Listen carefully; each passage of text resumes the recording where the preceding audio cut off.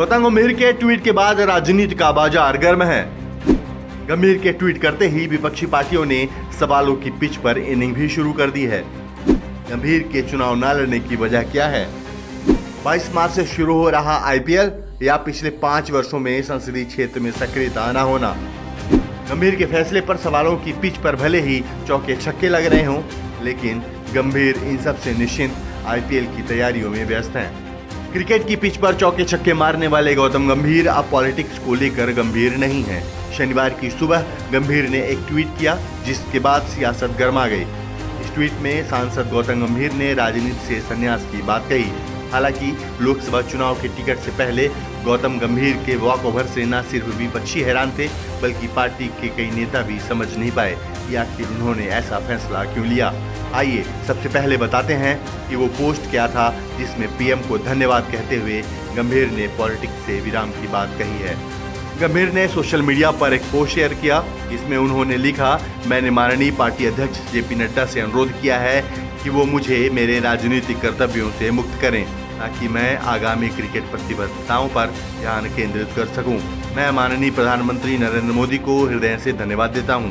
इतना ही नहीं, उन्होंने केंद्रीय गृह मंत्री अमित शाह को टैग करते हुए लिखा, मुझे लोगों की सेवा करने का अवसर देने के लिए जय हिंद। आपको बता दें कि गौतम गंभीर T20 वर्ल्ड कप 2007 और वनडे वर्ल्ड कप 2011 में भारतीय टीम का सदस्य रह चुके हैं। दोनों ही टूर्नामेंट्स के फाइनल में गौतम गंभीर ने भारतीय टीम के लिए मैच जिताऊ पारी खेली थी। T20 वर्ल्ड कप में गौतम गंभीर ने 54 गेंदों पर 75 रन बनाए थे। वहीं वनडे वर्ल्ड कप के फाइनल में उनके बल्ले से 91 रन निकले थे।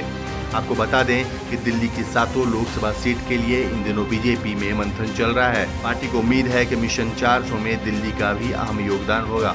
ऐसे में पार्टी भी फूंक फूंक कर कदम रख रही है। वहीं दूसरी तरफ एक खबर यह भी है कि बीजेपी ने इस बार दिल्ली में कई सीटों पर चेहरे बदलने का पहले से ही मन बना रखा है और गौतम गंभीर की सीट भी उसी लिस्ट में थी।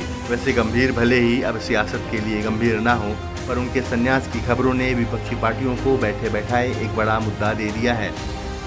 देखिए, हमें तो बड़ा दुख है कि गौतम गंभीर जी ने दूसरी बार भारतीय जनता पार्टी के सांसद ने पूर्वी दिल्ली के लोगों को धोखा देने का काम किया, उनसे छल करने का काम किया। इससे पहले 2014 में महेश गिरी जी आए और 2019 में हवा में उड़ गए।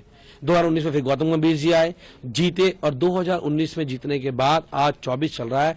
अगर गौतम गंभीर जी कहीं गए हों, किसी के सुख में गए हों, किसी के दुख में गए हों, कोई लॉ एंड ऑर्डर में मीटिंग करी हो उन्होंने, आपको पता है एक डीसीपी के ऊपर एक चेयरमैन होता है जो इलाके का सांसद होता है। उस सांसद को मीटिंग करनी होती है, उसके मेंबर विधायक भी होते हैं। एक मीटिंग में अगर मुझे फोटो गौतम गंभीर दिखा दें कि वो एक मीटिंग में गए हैं, दिशा कमेटी होती है डीएम ऑफिस के अंदर, अगर एक दिशा की मीटिंग में गौतम गंभीर गए हों, उन्हें दिल्ली के लोगों के, पूरी दिल्ली के लोगों के डेवलपमेंट से कोई लेना देना नहीं है, उनकी समस्याओं से कोई लेना देना नहीं है। वो तो हवा वाले लोग हैं और हवा वाले लोगों को पता था कि अब की बार मुकाबला जमीन वाले लोगों से है, तो इसलिए हवा वाले लोग पहले हवा में उड़ गए और पूर्वी दिल्ली के लोग अब की बार इन जैसे लोगों पे भरोसा नहीं करेंगे। 10 साल में इतने गड्ढे वहां खोद के गए हैं गौतम गंभीर और महेश गिरी जी कि भाजपा का कोई भी कैंडिडेट आएगा तो निश्चित रूप से उन गड्ढों में दफन हो जाएगा। भारतीय जनता पार्टी अब की बार पूर्वी दिल्ली सीट पर नहीं जीतने वाली, मैं पूरे दावे से कह के जा रहा हूं। आप लोगों के लिए मैदान खाली है क्योंकि कांग्रेस आप लोग के साथ ही में आ गई है, सिटिंग सांसद वहां चले जाते हैं, तो मैदान बिल्कुल खाली है। आप मान रहे कि आपकी जीत हो चुकी है? देखिए, जीत हार तो सब जनता तय करती है। हम जनतंत्र में, हमने अच्छा काम किया होगा तो लोग हमें वोट देंगे, उन्होंने अच्छा काम किया होगा तो लोग उन्हें वोट देंगे। हमने तो उन्हें चैलेंज किया है, आप आइए और 5 साल का काम बताइए, मैं आता हूं 4 साल का काम बताता हूं अपना।